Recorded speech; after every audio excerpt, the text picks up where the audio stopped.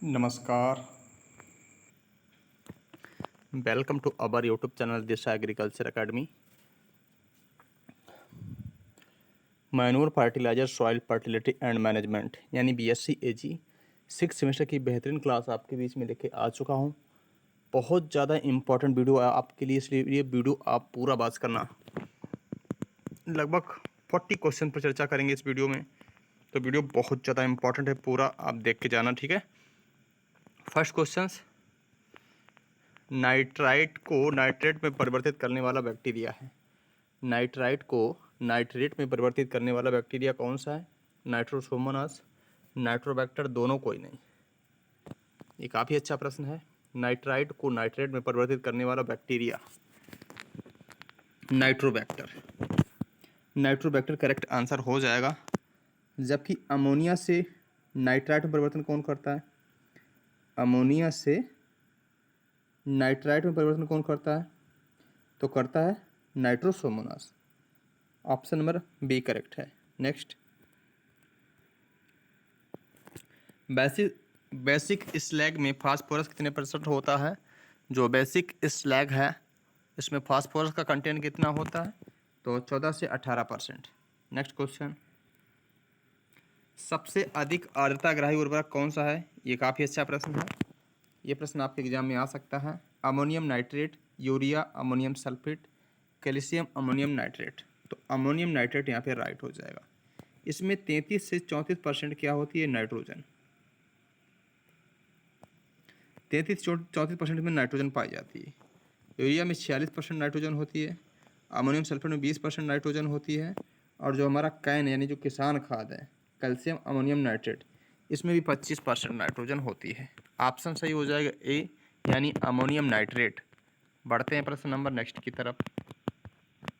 उर्वरकों में सबसे अधिक अम्लीय प्रकृति किसकी होती है? Ammonium chloride, ammonium sulphate, anhydrous ammonia और यूरिया।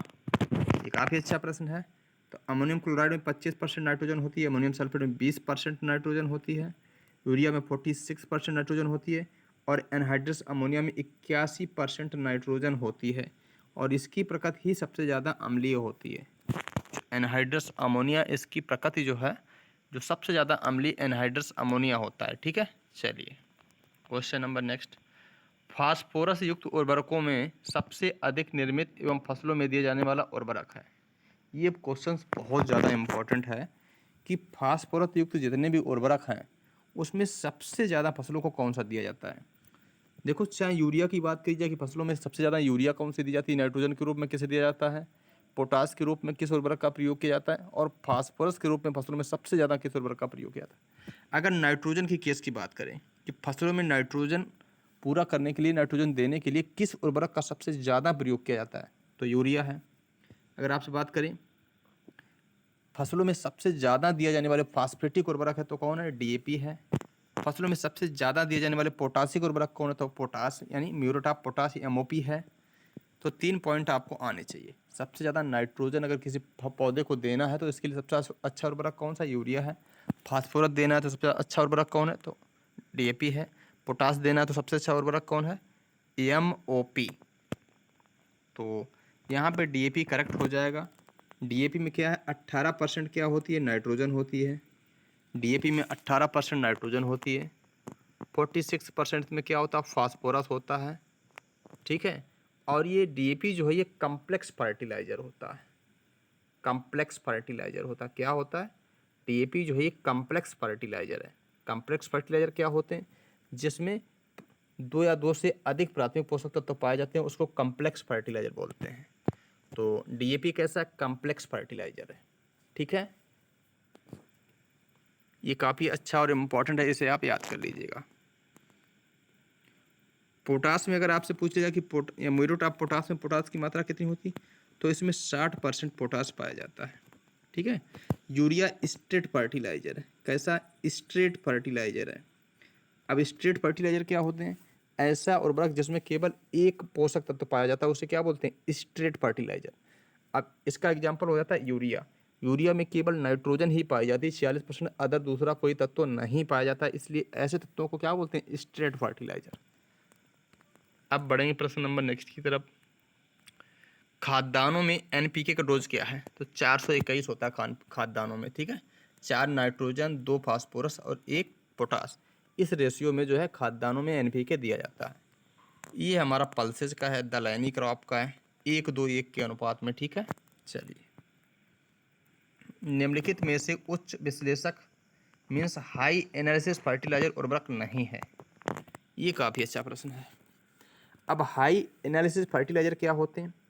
ऐसे उर्वरक जिसमें प्राथमिक पोषक तत्व की मात्रा 25% क्या होती है? अधिक होती है। क्या मैंने कहा? ऐसे उर्वरक जिसमें प्राथमिक पोषक तत्वों की मात्रा 25% से अधिक होती है उनको क्या बोलते हैं? High analysis fertiliser. और जिनमें मात्रा 25% से कम होती है उन्हें बोलते हैं लो एनालिसिस फर्टिलाइजर। तो देख लीजिएगा, यूरिया में भाई नाइट्रोजन कितना है? यूरिया में नाइट्रोजन है 46% है, तो ये तो हाई एनालिसिस फर्टिलाइजर है। डीएपी में 46% क्या है? पी है, ये भी हो जाएगा। एमओपी में 60% क्या है? के है। तो इनमें तीनों में मात्रा कितनी है? 25% ज़्यादा। जो प्राथमिक तत्व हमारे क्या होते हैं? एन पी के। तो यूरिया में एन की मात्रा 46% से ज़्यादा है, डीएपी में 46% ज़्यादा फास्फोरस है, म्यूरेट ऑफ पोटास में 60% ज़्यादा पोटास है। प्राथमिक पोषक तत्व तीनों होते हैं, उनकी मात्रा 25% से अधिक है। तो तीनों कैसे हो गए? ये तो हो जाएंगे हाई एनालिसिस फर्टिलाइजर। तो इसमें जो नहीं है वो कौन नहीं है? एसएसपी। क्यों? एसएसपी में 16% ही फास्फोरस होता है, जो कि 25% से कम है। उम्मीद है आपको बात समझ में आ गई होगी। नेक्स्ट क्वेश्चन, निम्नलिखित में से सरल उर्वरक है स्ट्रेट फर्टिलाइजर कौन सा है? अभी मैंने आपको बताया सरल उर्वरक मतलब स्ट्रेट फर्टिलाइजर किसको बोलेंगे? Ammonium sulphate, ammonium phosphate, DAP, di ammonium phosphate. तो यहाँ पे देख लीजिएगा, अमोनियम सल्फेट में कितना परसेंट नाइट्रोजन है? 20%। यही हमारा आंसर हो जाएगा। 25% से कम है इसमें प्राइमरी न्यूट्रिएंट की मात्रा, इसलिए हमारा ये स्ट्रेट फर्टिलाइजर कहलाएगा।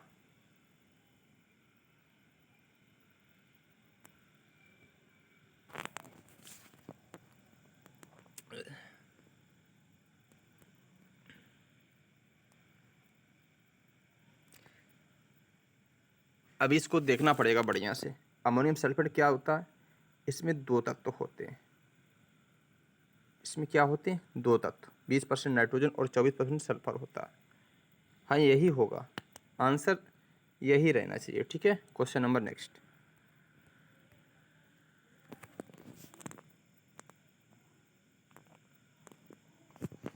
आप सूची फर्स्ट को सूची सेकंड से मिलाना है। तो कैल्शियम नाइट्रेट में क्या होता है? 15% नाइट्रोजन होता है, यानी ये वाली बात इससे मैच कर जाएगी, ठीक है। सोडियम नाइट्रेट में कितना होता है? 16% होता है। अब बच गया अमोनियम सल्फेट। तो अमोनियम सल्फेट में कितना होता है नाइट्रोजन? 20.5%। अब जो बचा अमोनियम नाइट्रेट, इसमें कितना होता है? 33 से 34% नाइट्रोजन होती है। इसे आप याद कर लीजिएगा। अमोनियम नाइट्रेट में 33 से 34% नाइट्रोजन, कैल्शियम नाइट्रेट में 15% है, 15.5, और सोडियम नाइट्रेट में 16% है। अमोनियम सल्फेट में 20% नाइट्रोजन पाई जाती है। Moving to the next question, निम्नलिखित में से एरोबिक बैक्टीरिया नहीं है। जो बाई की उपस्थिति में काम करते हैं वो बैक्टीरिया कौन से नहीं है? तो एजोटाबैक्टर है, एजोस्पाइरलम है, माइक्रोबैक्टीरियम है, लेकिन क्लास्ट्रीडियम नहीं है। क्यों? क्योंकि जो क्लास्ट्रीडियम है ये अवायवीय जीवाणु है। कैसा? अवायवीय जीवाणु। कैसा है? अवायवीय जीवाणु, मतलब एनाएरोबिक बैक्टीरिया है ये बहुत ज़्यादा इंपॉर्टेंट प्रश्न है। प्रश्न खूब आता है कि वायवीय बैक्टीरिया कौन सा है, एरोबिक बैक्टीरिया कौन सा है, और एनारोबिक बैक्टीरिया कौन सा है। तो ये तीनों होते हैं एरोबिक, लेकिन जो है नहीं वो कौन नहीं है? क्लास्ट्रीडियम नहीं है, क्योंकि क्लास्ट्रीडियम कैसा था? अवायवीय होता है, एनारोबिक होता है ये, ठीक है। चलिए, क्वेश्चन नंबर नेक्स्ट। क्षारीय मृदाओं में सुधार के रूप में किसका प्रयोग करते हैं? तो हम सभी लोग जानते हैं आयरन पाइराइट यूज करते हैं क्षारीय बम को सुधार के लिए। सिंचाई जल के साथ में अगर उर्वरक का प्रयोग किया जाए तो इसे क्या बोलेंगे? फर्टिगेशन। सिंचाई जल के साथ में अगर आप उर्वरक का प्रयोग कर रहे हैं इस कंडीशन को बोलते हैं फर्टिगेशन। निम्नलिखित में से कौन से पोषक तत्व गतिहीन होते हैं? ये काफ़ी अच्छा है। अधिक गतिशील कौन होंगे? अधिक गतिशील में आते हैं हमारी एनपीके, मध्यम गतिशील में आ जाएंगे एमएन और एमओ यानी मॉलिब्डेनम, और कम गतिशील में आ जाएगा क्या, जेडेन। ये हो गए देखो अधिक। एनपीके अधिक गतिशील होते हैं प्लांट में, और जेडेन बहुत कम होता है, मॉलिब्डेनम मैग्नीज मध्यम में होते हैं, और जो गतिहीन होते हैं वो कैल्शियम और बोरान होते हैं। ये इमोबाइल होते हैं इन प्लांट्स में। ठीक है, क्वेश्चन नंबर नेक्स्ट। गोबर की खाद में नाइट्रोजन, फास्फोरस, पोटास की मात्रा क्या है? तो 0.5, 0.25, 0.5 यानी सी ऑप्शन राइट है। नेक्स्ट, निम्नलिखित में से कौन सी फसल सर्वाधिक हरी खाद के रूप में नाइट्रोजन जमा करती है? तो वो सनई है। ठीक है, सनई। और क्षारीय भूमियों के लिए ये भी काफ़ी अच्छा प्रश्न है कि जो क्षारीय मृदाएं होती हैं, क्षारीय मृदा, उसमें ढैंचा हरी खाद की फसल सबसे अच्छी होती है। निम्नलिखित में से बृहद यानी दीर्घ पोषक तत्व तो नहीं है। अब दीर्घ पोषक तत्व तो कौन सा नहीं है? Calcium, magnesium, sulphur, sodium. तो यहाँ पे सोडियम नहीं है, बाकी तीनों हैं।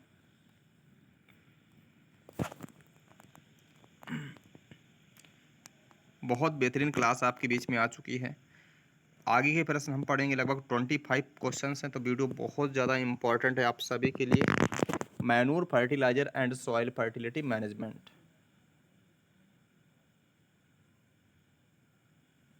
यूरिया की प्रकृति होती है, यूरिया किस नेचर का उर्वरक है? तो अम्लीय प्रकृति होती है। ये काफ़ी इंपॉर्टेंट है, इसे आप याद कर लीजिए। यूरिया की प्रकृति कैसी होती है? अम्लीय उर्वरक होता है। ठीक है, अम्लीय नेचर का। खाद्यान्न फसल जो होती हैं उसमें एनपीके का अनुपात है, कितना होता है? 4:2:1, यानी एनपीके को जो है इस अनुपात में खेत में देना चाहिए।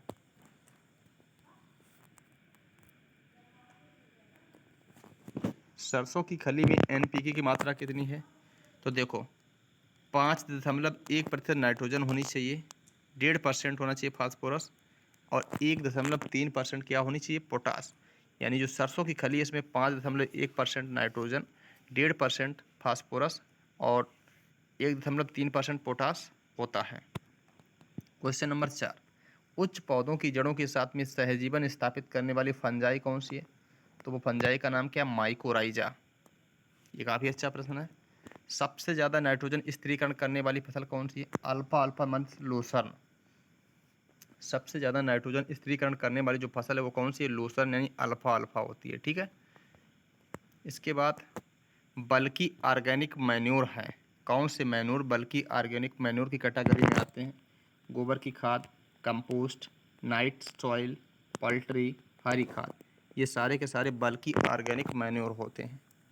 जबकि कंसंट्रेटेड ऑर्गेनिक मैन्योर कौन कौन से हैं? ब्लड मील, खलियाँ और फिश मैन्योर। ये कंसंट्रेटेड होते हैं। मूंगफली की खली में नाइट्रोजन, पोटास और फास्फोरस का मात्रा क्या होती है? तो नाइट्रोजन मूंगफली की खली में 7.3% होती है, फास्फोरस 1.5% और 1.3% पोटास होता है। मृदा में अत्यधिक, मृदा नहीं यहाँ पे पौधे होने चाहिए, पौधे में अत्यधिक गतिशील पोषक तत्व कौन से होते हैं? तो नाइट्रोजन, फास्फोरस, पोटास होते हैं। नाइट्रोजन, फास्फोरस, पोटास ये क्या होते हैं? पौधे में अत्यधिक गतिशील होते हैं, हाईली मोबाइल होते हैं।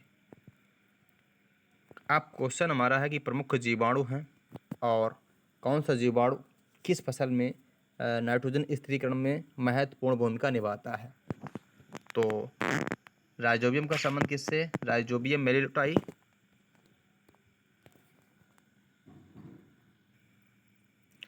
राइजोबियम मेलिलोटाई का संबंध किससे? लूसर्न से है। राइजोबियम ट्राइफोलिया का संबंध किससे? बरसीम से है। और राइजोबियम लेग्यूमिनिसेरम का संबंध किससे? दलहनी फसल जैसे चना मटर में। राइजोबियम जॉर्निकम का संबंध किससे? सोयाबीन से। ये ऐसे जीवाणु होते हैं जो वायुमंडल में उपस्थित नाइट्रोजन का स्थिरीकरण करते हैं। अब जिन जिन फसलों में स्थिरीकरण नाइट्रोजन करेंगे उन फसलों के नाम हैं, जैसे मेलिलोटाई किस में करेगा? ल्यूसन में, ट्राइफोलिया बरसीम में, लेग्यूमिनिसेरम दलहनी फसल में और जपोनिकम सोयाबीन में। अब आगे प्रश्न जो हमारा है, प्रमुख जैव उर्वरक।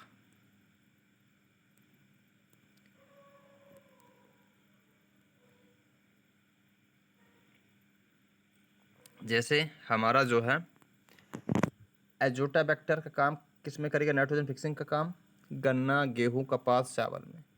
एजोस्पाइरिलम किस में करेगा नाइट्रोजन फिक्सेशन का काम? ज्वार बाजरा में। एजोला का संबंध किससे होता है? धान से। ठीक वैसे ही बीजे का प्रयोग कहाँ पे करते हैं? धान में। इसके बाद फिर प्रश्न आ गया, एरोबिक बैक्टीरिया है कौन से बैक्टीरिया एरोबिक बैक्टीरिया है? तो एजोटाबैक्टर है, बिजरंकिया है, एजोस्पाइरिलियम है। और एनारोबिक बैक्टीरिया कौन कौन से होते हैं? तो क्लास्ट्रीडियम। जो क्लास्ट्रीडियम है ये एनाएरोबिक बैक्टीरिया होता है। ठीक है, मूव ऑन करते हैं क्वेश्चन नंबर नेक्स्ट की तरफ। उदासीन उर्वरक है, किस उर्वरक को उदासीन फर्टिलाइजर के नाम से जानते हैं? तो ये हमारा कैन है, कैल्शियम अमोनियम नाइट्रेट, जिसको किसान खाद के नाम से भी जानते हैं, और इसमें 25% नाइट्रोजन पाई जाती है।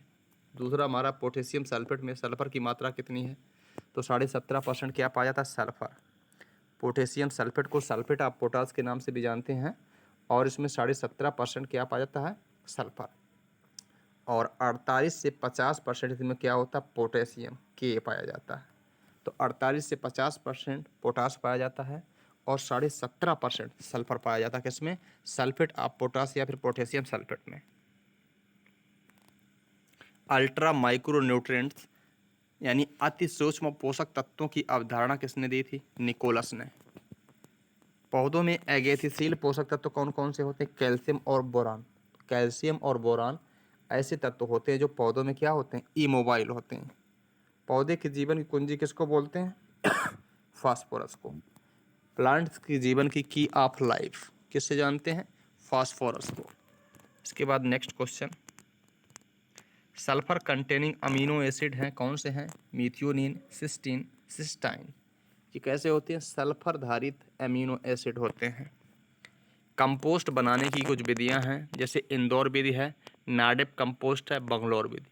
ये तीनों विधियां कैसी हैं? कंपोस्ट बनाने की विधियां होती हैं। अब जो इंदौर विधि है, इस विधि को किसने बनाया? हार्वर्ड एंड एस्टबंथ। पूछता है प्रश्न कि इंदौर विधि को किसने बनाया, तो वैज्ञानिक का नाम पूछता है। तो इंदौर विधि को किसने बनाया? हार्वर्ड एवं एस्टबंथ ने। नाडेप को नाडेप काका ने, और बेंगलोर विधि को बनाया था CN आचार्य ने। इसके बाद है बर्मी कंपोस्ट में NPK कितना होता है? तो 2.5% NaN होता है, 1.8% P होता है, और 1.5% K होता है। तो आप मोबाइल नंबर की बात इसे याद कर सकते हो, 25 18 15, ऐसे आप याद कर लेंगे। तो ये थी आज की क्लास। पूरे के पूरे लगभग 40 सवाल यहाँ पे चर्चा हमने करी। वीडियो ज़्यादा इंपॉर्टेंट है आप सभी को। एक दो बार अच्छे से वीडियो आप 2-3 बार देख लेंगे, सारे क्वेश्चंस क्लियर हो जाएंगे, और जब पेपर आप देंगे तो यकीन मानिए यहाँ से 4 से 10 सवाल आपके आराम से आपके एग्ज़ाम में आ जाएंगे। तो वीडियो पूरा वॉच करना। टेलीग्राम चैनल का लिंक डिस्क्रिप्शन में दिया गया है, तो आप सभी टेलीग्राम चैनल ज़रूर ज्वाइन कर लीजिए। मिलते हैं नेक्स्ट वीडियो में नई जानकारी के साथ में। नमस्कार।